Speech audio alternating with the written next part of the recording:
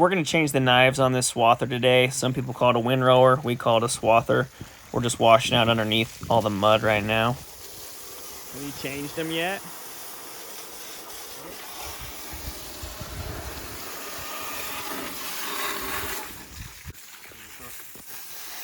We should have cleaned this better when we finished cutting last crop. So now we're just cleaning it.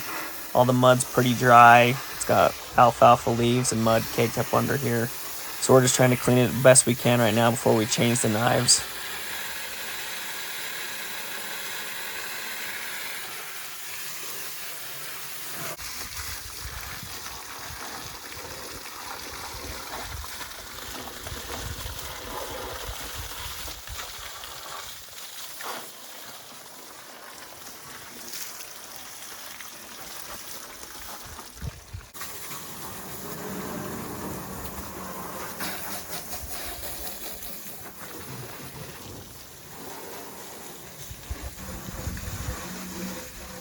When are you gonna think we're gonna start cutting? What? When are we gonna start cutting? When are we gonna start cutting? Yeah. I don't know. Dad acted like the weather said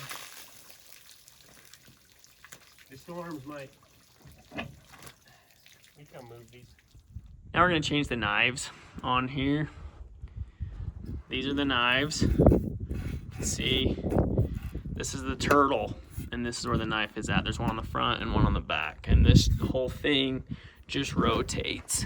You can see them all on here. And in each position,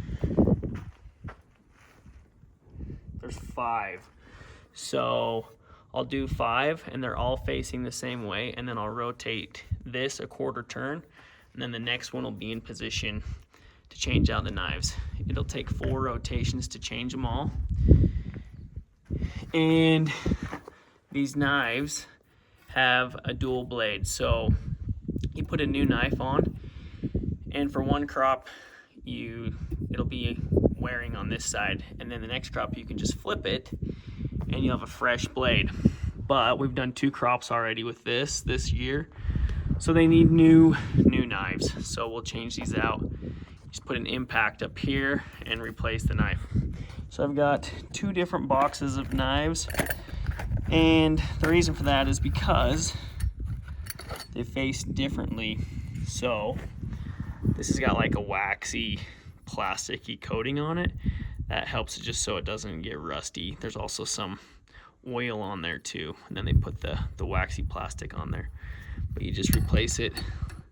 You can see this is a new knife compared to that old knife.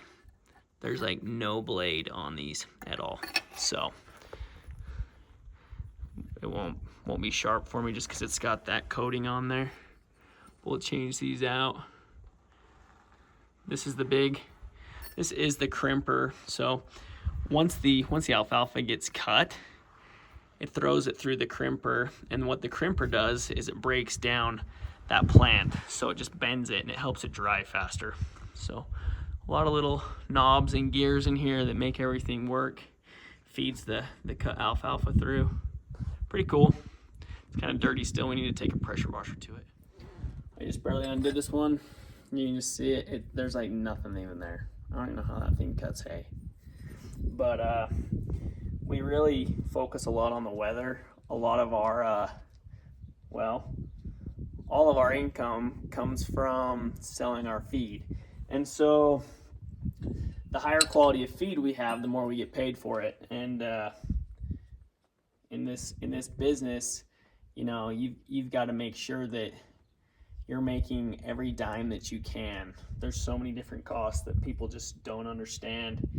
And anyway, so we watch the weather like hawks. And the reason for that is because if your hay gets rained on, it makes the quality worse. So you got rained on hay, people that have dairy farms, it's just not a good quality of feed for their dairy cows. And so we were like earlier, me and my little brother were talking that we had a kind of a window on when we can cut our hay, because you have to cut it and then it's got to dry, and then you've got to rake it and then it has to dry, and then you've got to bale it when there's enough dew. And so there's a science behind all of it, and you've got to do it with the weather. And so we watch the weather every night, but we're in monsoon season right now, and we'll get a random rainstorm in the middle of just we weren't expecting, and didn't even see it on the news. But when we know there's moisture that could come potentially, we just don't want to risk it. So we've got like 500 acres that we've got to get up, and when you have a 7-day window, that's kind of scary. So we just have to play it by ear, and we might just cut some and see what happens, and then make sure not all of our hay is on the ground, because if it does rain, then we're really hosed, and then we'll just have a bunch of rained on black hay that gets really sun bleached, and it's not that pretty green hay. So we got to be really careful, and we just have to play it as safe as we can, but you also have to take a risk sometimes too. So we do watch the weather like crazy. I think farmers are probably the best weathermen, or at least are the most knowledgeable of what the weather's going to be like in the area. So yeah, I'm going to get all these changed, and it shouldn't take me too long, but we'll get her going. I want to show you this new blade right there against that. So that's how much it wears down just through 2 crops of alfalfa with both sides. But yeah, you got to make sure you have the right knife facing the right direction, the blade. So this is the correct one right here.